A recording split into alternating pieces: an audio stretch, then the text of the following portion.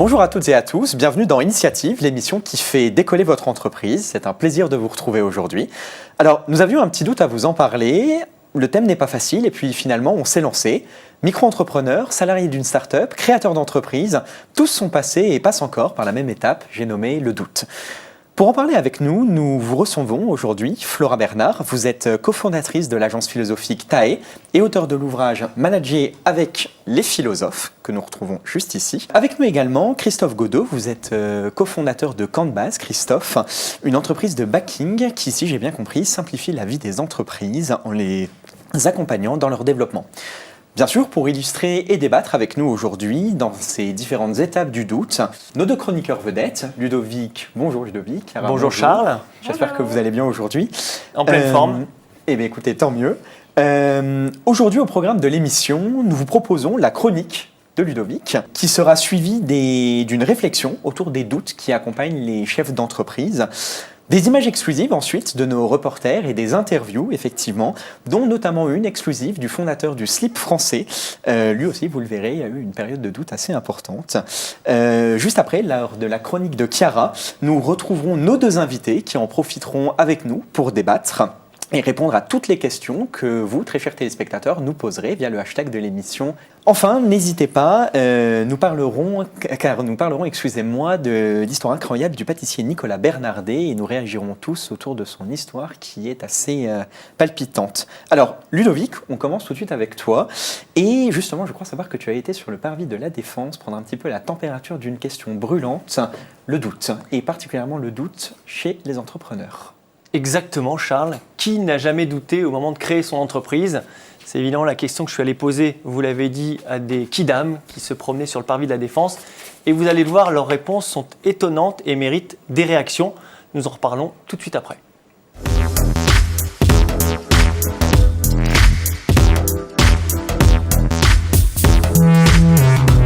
J'ai pensé à créer une entreprise et ce qui m'a freiné, c'est au niveau du coût. J'ai pensé à créer une entreprise il y a quelques années de ça. Malheureusement, avec tous les papiers administratifs et ce qu'ils demandent, c'est assez compliqué. J'ai déjà créé une entreprise il y a 5 ans maintenant et non, j'ai pas eu de doute parce que c'était dans la continuité de mon expérience professionnelle passée. Le doute, c'est sur la viabilité du projet, savoir sur la durée.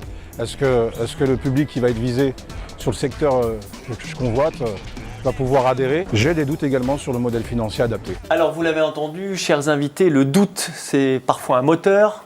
Ne pas douter du tout, c'est parfois dangereux parce qu'on va droit dans le mur.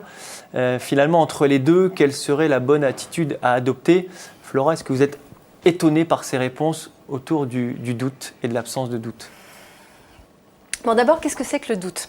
Je pense que le doute, c'est la mise entre parenthèses temporaire, et ce temporaire peut durer plus ou moins longtemps, mais la mise en doute temporaire d'une décision, et donc de notre propre capacité de juger. C'est une forme de suspension de jugement. D'accord ? Donc le doute, ça doit être, je pense, un moment fécond pour explorer des alternatives et ensuite décider. Dans les témoignages qu'on entend, on entend deux premières personnes qui nous disent « j'ai pas créé mon entreprise parce que finalement je me suis laissé arrêter par les complications administratives ». Peut-être que ça veut dire que ce qui guidait ces personnes-là n'était pas suffisamment fort pour pouvoir entraîner la création d'une entreprise. Vous êtes d'accord avec ça Oui, moi j'interviens en tant que chef d'entreprise. C'est le doute fait partie de la vie du chef d'entreprise. C'est indissociable. Je pense que c'est comme le trac pour les comédiens, c'est complètement indissociable. Mais on traverse tous des périodes de doute. Pour vous, c'est naturel. C'est complètement naturel. Après, l'idée, c'est de les maîtriser, ces périodes. C'est-à-dire que ça ne peut pas être qu'une période continue de doute, parce que c'est compliqué. Et il faut qu'une fois que les décisions sont prises face à cette interrogation, on puisse dérouler les actions. Alors, ce que disait Flora, il faut douter de manière temporaire, donc pas trop longtemps, vous le confirmez, mais quand même, que faire pour surmonter ces doutes ? Premièrement, l'accepter comme quelque chose de naturel. Si ça nous pose problème de douter, c'est parce qu'on survalorise la certitude. C'est quelque chose de très valorisé de dire oui, je suis sûr de moi. Le rapport au doute, je pense, est aussi très lié au rapport qu'on a avec l'erreur. Parce que si on doute, c'est qu'on a peur de quelque chose aussi, on a peur de prendre la mauvaise décision et donc de faire une erreur. Et en France en particulier, on a un rapport à l'erreur extrêmement sanctionnant. C'est pas bien de faire des erreurs. Aux États-Unis, si je ne me trompe pas, vous êtes un bon entrepreneur quand vous avez raté au moins 3 entreprises. J'ai peur de l'erreur et donc j'ai pas envie de douter. Et donc douter fait entièrement partie, je suis d'accord avec vous, d'une manière de fonctionner. C'est naturel. Donc une des premières choses, ce serait de le considérer comme quelque chose de normal. Et alors justement, Christophe, comment vous avez fait, vous, pour dépasser les doutes qui vous ont, je dirais, à chaque fois un petit peu freiné ou remis en question votre technique? Alors, déjà, la particularité du groupe Canva, c'est qu'on est 2 associés. Donc, c'est assez fréquent qu'on ne doute pas en même temps. Ça peut arriver. Donc, là, c'est là où ça devient problématique. Voilà, c'est ça. Mais en général, il y a dans une association, c'est une des grandes vertus de l'association, c'est justement de pouvoir parler de ses doutes à son associé et du coup d'avoir cette espèce de miroir qui permet de le dépasser. Donc en parler, c'est important. Très important, ouais, c'est très important. Ça permet vraiment de verbaliser ce qui constitue le doute en tant que tel. Et puis, de toute façon, ce n'est pas une science exacte. Donc, de toute façon, à un moment, il faut décider. Donc, c'est souvent la décision qui permet de sortir du doute. Juste pour compléter, je suis complètement d'accord sur l'importance du dialogue. Et peut-être que ce qui va nous guider, in fine, dans ces périodes de doute, c'est d'avoir une vision claire de ses valeurs. Au nom de quoi est-ce que j'agis au final? Parce que si je doute, c'est finalement un dilemme. Hein. Ce n'est pas une décision entre quelque chose de bien et quelque chose de mal. C'est une décision entre quelque chose de bien et quelque chose de bien. Sauf que j'arrive à défendre A comme j'arrive à défendre B. D'ailleurs, c'est pour ça que je doute, c'est pour ça que j'ai un dilemme et je n'arrive pas à décider. De clarifier ce au nom de quoi j'agis permet déjà, je trouve, d'avancer, de se dire, tiens, même s'il y a des incertitudes sur le business model, même s'il y a des incertitudes sur les aspects financiers, clients ou autres, voilà pourquoi je le fais. Vous parlez de prise de décision. Je pense que la prise de décision, c'est quand même quelque chose qui est fondamental quand on est chef d'entreprise. Et c'est aussi le quotidien d'un autre chef d'entreprise que vous connaissez, c'est Guillaume Gibaud, qui est président et président-directeur général de l'entreprise Le Slip Français, donc grosse marque bien française. Et, je suis client. Et bon, vous le savez, Guillaume a commencé en tant qu'auto-entrepreneur, et il emploie aujourd'hui plus d'une centaine de collaborateurs. La question que tout le monde se pose, c'est un peu comment d'abord on peut expliquer un tel succès, mais surtout, comment a-t-il surmonté ses doutes? Lancer une entreprise spécialisée dans les slips, on peut se douter que ce n'est pas simple. Et on est donc allé lui demander, je vous propose de regarder le reportage tout de suite de Malik Ontala et Anne-Sophie de Masno. Bienvenue à la Maison du Slip, l'antre de Guillaume Gibaud. À 33 ans, il est à la tête d'un empire. J'ai lancé le slip français il y a 8 ans maintenant, et le slip c'est un mot magique, donc voilà, c'est à peu près comme ça, un peu par hasard, sur un pari avec des copains que tout a démarré de se lancer dans une marque de slip. Un mot magique, mais surtout un pari fou sur le net. Et je me suis dit que la mode c'était un métier dans lequel on peut toujours créer des nouvelles marques, et que clairement Internet allait bouleverser tout ça. Et le sous-vêtement c'est tout bête, mais c'est petit, c'est léger, et ça s'essaye pas. Un pari gagnant. Aujourd'hui, 70% du chiffre d'affaires est fait sur Internet. On va faire cette année presque 20 millions d'euros de chiffre d'affaires, donc on est vraiment une vraie marque web très forte sur les réseaux. Pour moi, je compare souvent l'entrepreneuriat à Mario Kart. Clairement, on gagne la course quand on passe sur les flèches jaunes. Les réseaux sociaux, c'est évidemment les flèches jaunes de notre époque. Il faut les prendre, il faut savoir les prendre. Une société qui ne cesse de se développer. Guillaume Gibaud emploie désormais une 50aine de collaborateurs. Ok, très bien. J'ai postulé au Slip Français parce que c'était une toute petite, plutôt petite entreprise d'une vingtaine de personnes quand je suis arrivée. L'ambiance est super bonne puisqu'on est tous très liés, un petit peu comme une famille. Et Guillaume, il est comment comme patron? Il accueille très bien les gens quand on arrive dans la boîte et sinon il a toujours un petit geste, un petit mot, donc vraiment ouais, très cool, le patron idéal. Patron idéal et plein d'humour. Qu'est-ce que je peux te faire comme jeu de mots? Franchement, c'est infini. Le slip, c'est magique, le slip, c'est chic. Le slip, qu'est-ce que c'est? Le slip, c'est le puzzle, le slip, c'est la vie. Mais la naissance du slip s'est faite dans la douleur. Moi, au début, ce que j'ai trouvé le plus difficile, c'est vraiment, vraiment la phase de tout démarrage, les 6-9 premiers mois.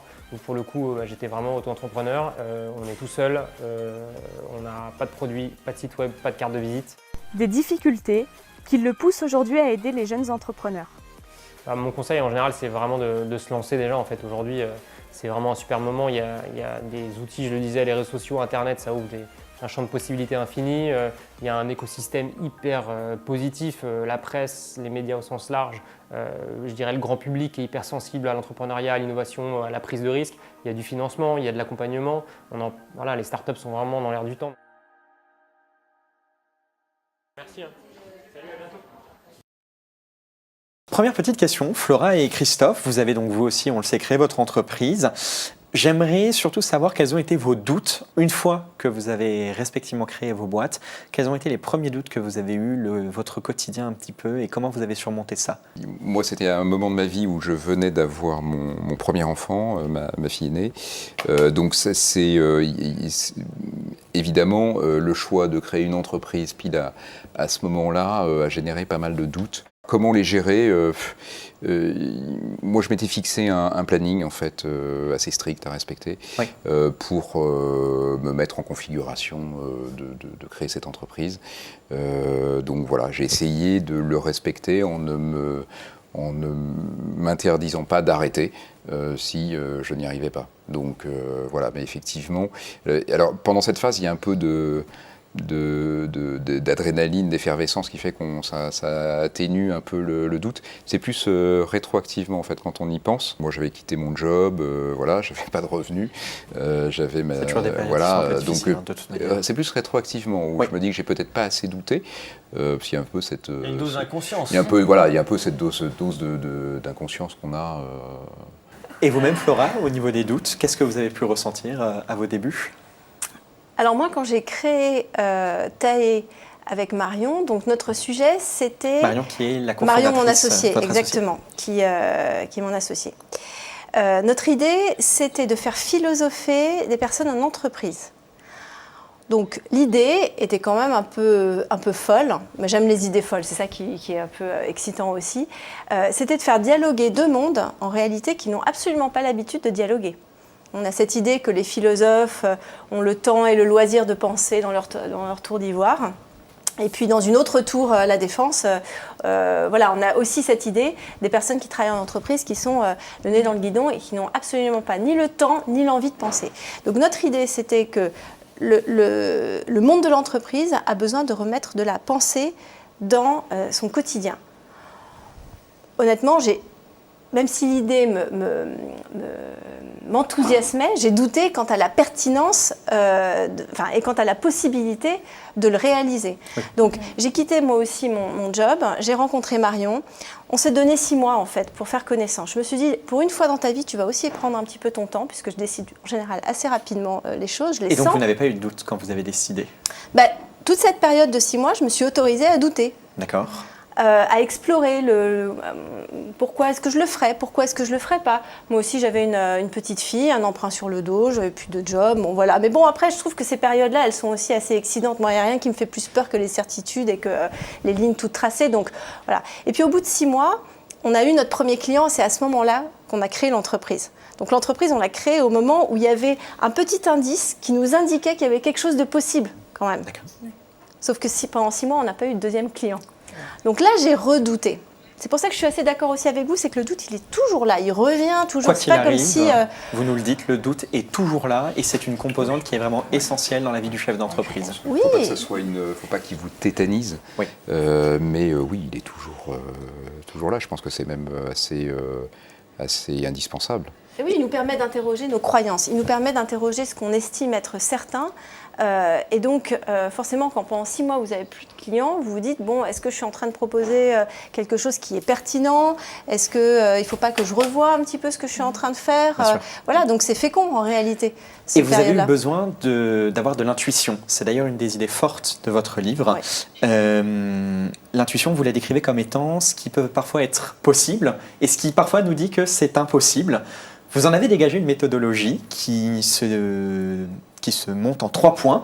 La première est bien sûr dégager la principale composante d'un problème quand on l'identifie, laisser les différentes composantes du problème interagir entre elles et puis finalement laisser la solution à ces problèmes ou à ce problème arriver.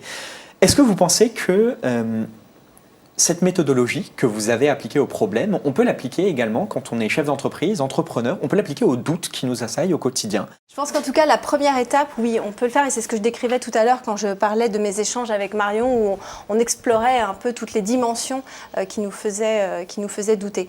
Après, laisser émerger, oui, je pense que cette période, elle est toujours importante. On se précipite un peu. Une fois qu'on a identifié toutes les composantes du problème, on a envie de se précipiter vers la décision.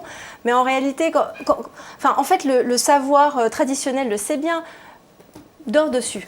Qu'est-ce que ça veut dire, dors dessus ? Ça veut dire prendre du recul, ne serait-ce qu'une nuit, pour te réveiller le lendemain matin et te demander si, après toutes ces réflexions raisonnées et raisonnables, qu'est-ce qui reste en fait ? Et faire jouer la raison, l'émotion et l'intuition. Je les ferai jouer tous les trois. C'est qu'est-ce que je ressens. Et si jamais je m'imagine dans cette option-là, je me sens comment là ? Je me sens enthousiaste, je me sens bien. Si je m'imagine dans cette option, je me sens comment ? Ça aussi, c'est important de pouvoir connecter cette émotion-là pour ensuite faire émerger l'intuition. On ne peut avoir, je pense, de l'intuition que sur les choses qu'on connaît un petit peu. Évidemment. Et donc, d'où la nécessité de la première étape d'analyser les différentes composantes du problème. Et ça, Christophe, c'est une méthodologie à laquelle vous pourriez souscrire ? Oui, d'ailleurs, avec Jérôme, mon associé, la première société qu'on a créée s'appelait Intuitus. Donc, il y avait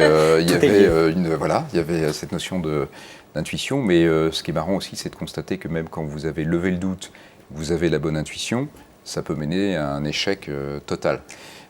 Donc c'est vraiment l'expérience, c'est pas une science exacte et effectivement même quand vous avez le bon binôme levé du doute et intuition, le résultat n'est pas forcément garanti. Pas forcément. J'ai quelques exemples. Justement, on parle de résultats garantis et ça me permet une excellente transition, Chiara, avec ta chronique où les internautes d'ailleurs vont pouvoir réagir avec nous en direct. Et Chiara, écoute, je te laisse la parole.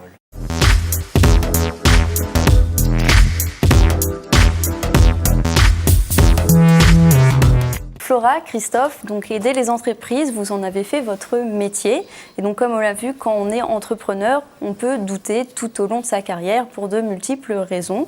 En ce moment même, les internautes partagent avec nous leurs inquiétudes via notre hashtag SOS Initiative. Donc on va lire quelques-uns de leurs messages. Et ce que je vous propose, c'est de leur répondre chacun à votre tour en leur donnant des conseils et des solutions concrètes. Vous êtes prêts ? Alors, Steve, 25 ans, nous dit « Je travaille seul et je n'ai que mon entourage à qui parler. Je leur partage souvent mes idées pour mes projets d'entreprise, mais ils n'arrêtent pas de me dire que je perds mon temps à travailler autant pour gagner si peu d'argent. J'hésite à continuer. » Moi, j'aurais surtout envie de conseiller à Steve d'arrêter d'en parler, non pas d'arrêter son projet, mais d'arrêter d'en parler à ces personnes-là. Je pense que quand on est dans cette période ultra fragile de création, il faut vraiment s'entourer des personnes qui vont nous aider et pas des personnes qui vont nous décourager. Moi, ma famille m'a pas vraiment découragée, mais était forcément inquiète de se dire tiens, mais comment est-ce qu'il va faire ou comment est-ce qu'elle va faire pour vivre, pour réussir, etc. Donc, en fait, on n'a pas besoin d'entendre ça, on le sait très bien quand on crée l'entreprise. Mais du coup, imaginons pour Steve, il n'a vraiment personne à qui parler, même ses amis, voilà. Donc, vous aviez dit tout à l'heure que parler du doute, c'est important, il ne faut pas que ce soit un tabou. Donc, si on n'a personne à qui parler, vers qui on peut se tourner, peut-être des experts, plutôt des professionnels, et pas à son entourage. Voilà. Est-ce que Canvas, justement, peut répondre à cette problématique ? C'est notre métier. C'est votre métier, c'est le cœur de votre métier. C'est notre métier de discuter et de challenger les projets de nos clients. Oui, bien sûr. Chiara, une dernière réaction ? Oui, alors nous écoutons un dernier témoignage de Arnaud, 38 ans, qui nous dit « Je suis responsable d'une PME de 12 employés, mais j'ai toujours l'impression que je ne sais pas où je vais quand je leur donne des consignes, comment faire pour les motiver et pour leur donner confiance. » Flora, un conseil pour le management de Arnaud ? Lire les philosophes, c'est ce que j'ai à dire. Non, moi, il y a un philosophe qui m'aide énormément, mais au quotidien, un parmi les 6 qui m'aide vraiment le plus, c'est Épictète, la philosophie stoïcienne. Épictète nous dit une chose qui est vraiment très profonde et très pratique. Il nous disait, essaye de distinguer ce qui dépend de toi de ce qui n'en dépend pas. Combien de temps est-ce qu'on passe et combien d'énergie est-ce qu'on donne sur des sujets sur lesquels on ne maîtrise rien ? À quoi ça sert ? Autant mettre son énergie Et donc sa motivation, puisque quand on est motivé, c'est qu'on a plein d'énergie pour faire les choses qui nous tiennent à cœur. Et donc de pouvoir discerner, c'est un exercice de discernement, qu'est-ce qui dépend de moi, de qu'est-ce qui n'en dépend pas, me permet de mettre mon énergie et mon temps sur ce qui me fait plaisir et donc d'être motivée. En tout cas, Flora, Christophe, je vous remercie pour vos réponses. J'espère que cela aura aidé nos internautes et je repasse la parole à Charles. Aussi. Merci Chiara, merci pour cette chronique. Et justement, vous m'offrez une excellente transition parce que la question du sens, elle s'est posée de manière un peu tragique à Nicolas Bernardet. Nicolas Bernardet, qui est meilleur ouvrier de France, MOF, en pâtisserie. Nicolas était au sommet et Nicolas a connu un drame, une expérience très difficile à vivre sur laquelle il a eu sûrement du mal à se relever. La question du doute a fait place de manière très intense. Et aujourd'hui, Nicolas a surmonté. Il a une nouvelle entreprise, 1400 employés et s'exporte au Japon. Je vous propose de regarder le reportage de Camille Lecuy et Johan Ployer tout de suite. Vous voulez un petit chocolat Oui, très bien. Nicolas Bernardet, pâtissier et meilleur ouvrier de France. Installé à la Garenne-Colombes depuis 2011, il propose des pâtisseries atypiques. Nous sommes spécialisés dans les gâteaux de voyage, que nous avons appelés les cakissimes. Pourquoi cakissimes? Parce que dans le mot cakissime, il y a le mot cake et il y a le mot kiss, parce que nos gâteaux sont doux comme des baisers. Mais Nicolas Bernardet est aussi un rescapé. En juillet 2007, un grave accident du travail met sa carrière en péril. Droitier, donc accident de la main droite, bloqué pendant plusieurs semaines, le bras en écharpe. Soit on tombe dans l'alcoolisme, de toute façon on bondit très vite, c'est ce que j'ai essayé de faire. Et puis là je me suis dit, il faut arrêter de travailler avec ses mains parce que je ne pouvais pas travailler avec mes mains. Donc je vais travailler avec ma tête. De la farine, il passe au clavier d'ordinateur. Il référence toutes les proportions de ses recettes. Bourreau de travail, il monte son entreprise. Je me souviens quand j'ai donné ma démission, je me suis retrouvé dans ma voiture et j'ai mis un certain nombre de temps en me disant bon je démarre mais maintenant il faut que je fasse gaffe à moi parce que je suis chef d'entreprise. Pour relever ce défi, il a pu compter sur la collaboration de sa femme. Quand ils ont ouvert la boutique en 2011, il n'avait qu'un seul employé. Et nous sommes à l'heure d'aujourd'hui 14 et je pourrais dire que c'est la meilleure équipe de tout l'univers qui travaille avec moi.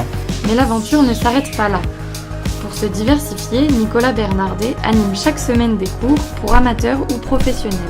Les gens apprécient beaucoup parce qu'ils se retrouvent dans un laboratoire professionnel où ils apprennent à travailler comme des professionnels. Donc ça leur plaît beaucoup. Ce goût de la transmission, il le met aussi au service des jeunes entrepreneurs. Il interviendra notamment lors du prochain salon SME. C'est faire partager mon expérience avec tous les gens qui voudront bien écouter la lumière que j'aurai à leur apporter, c'est tout.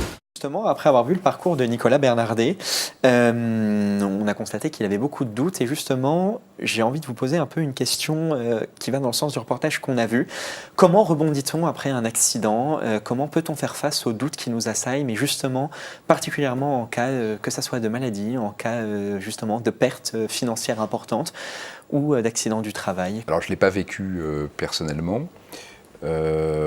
Par contre, on vit des échecs. Là, on touche à la notion de résilience oui. après un échec.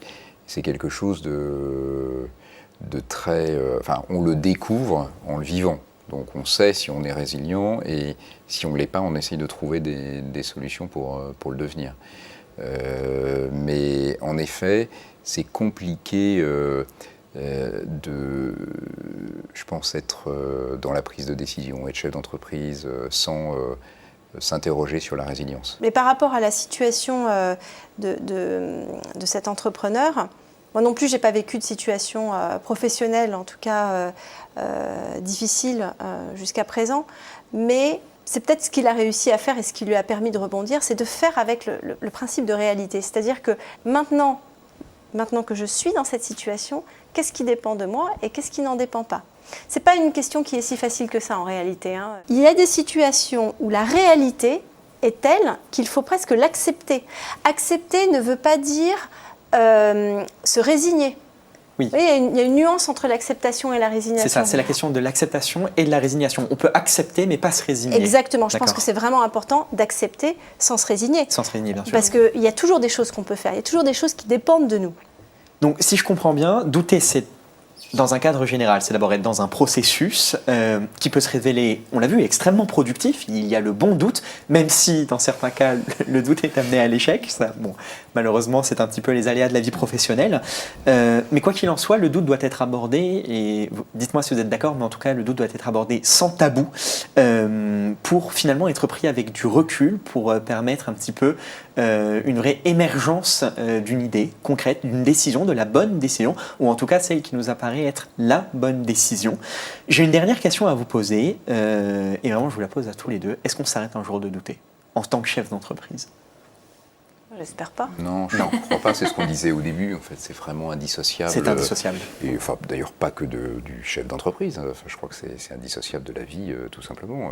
Flora, Christophe, merci beaucoup d'avoir accepté nos invitations. Christophe, on peut vous retrouver sur le stand H3 au salon SME le 1er et le 2 octobre 2018 au Palais des Congrès à Paris. Flora, quant à vous, je crois qu'on pourra vous retrouver le 2 pour une conférence en fin d'après-midi intitulée « Ils ont réussi malgré les doutes, pourquoi pas vous ?» Je vous invite également à vous rendre sur le site internet du salon qui s'affiche juste devant vos écrans, et vous pouvez également nous suivre sur le hashtag de l'émission et bien sûr la page Facebook. Au plaisir de vous retrouver, à très bientôt.